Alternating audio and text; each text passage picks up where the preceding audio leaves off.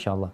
Ya jamaah, ini kayaknya buat orang-orang Jakarta yang tinggal di Jakarta, yang hidup macet terus, Masya Allah. Tapi mereka menikmatin kemacetan Jakarta, Masya Allah. Tapi tetap harus peduli sama ibadah kita. Apa yang harus dilakukan ketika seorang macet di tol? Tadi dokter menyebutkan bahwasanya minggir nggak bisa. Berhenti nih mobil. Jadi ada beberapa kondisi macet. Ketika memang berhenti mobilnya itu, nggak jalan.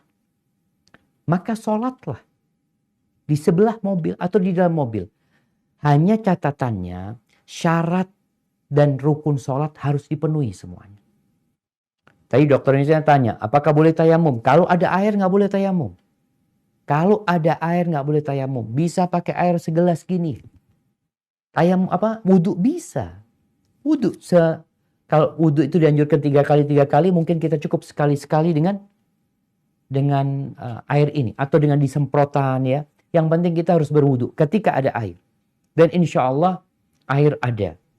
Karena orang yang macet sudah persiapan air untuk minum sebenarnya. Insya Allah air ada. Itu yang pertama. Kemudian pelaksanaan sholatnya. Kalau bisa dia berdiri. Kan kondisi orang macam-macam. Ada yang punya supir.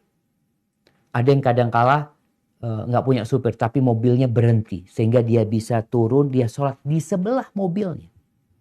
Kalau bisa. Ini kita bicara kalau bisa ya. Kalau nggak bisa banjir Ustadz. Bisa nggak naik kap mobilnya? Kita berusaha. Kalau nggak bisa ya udah. Allah mengatakan fattaqullaha mastata'tum, bertakwalah kepada Allah sesuai dengan kemampuan kalian. Tapi ingat tetap menghadap kiblat, cari kiblat, menghadap ke kiblat. Kalau memang nggak bisa berdiri karena kondisi tadi, sholatnya dalam kondisi menghadap kiblat walaupun dalam kondisi duduk. Tapi itu yang perlu dilakukan. Tadi dokter sempat tanya, kan nggak boleh dijamak. Sebenarnya boleh dijamak. Ketika kondisi macet itu, dokter boleh meniatkan aku jamak sama Isya. Loh, bukankah ada aturan nggak boleh kurang dari 80 km? Itu untuk qashar, dok. Qashar itu dispensasi spesial buat musafir. Adapun jamak menggabungkan sholat, ingat qashar itu memendekkan sholat. Adapun jamak menggabungkan sholat itu diperbolehkan karena kebutuhan. Dokter yang mau operasi, dia lihat ini kayaknya akan keluar waktu sholat Ustaz. Boleh jamak? Boleh jamak. Tapi nggak boleh dikosor.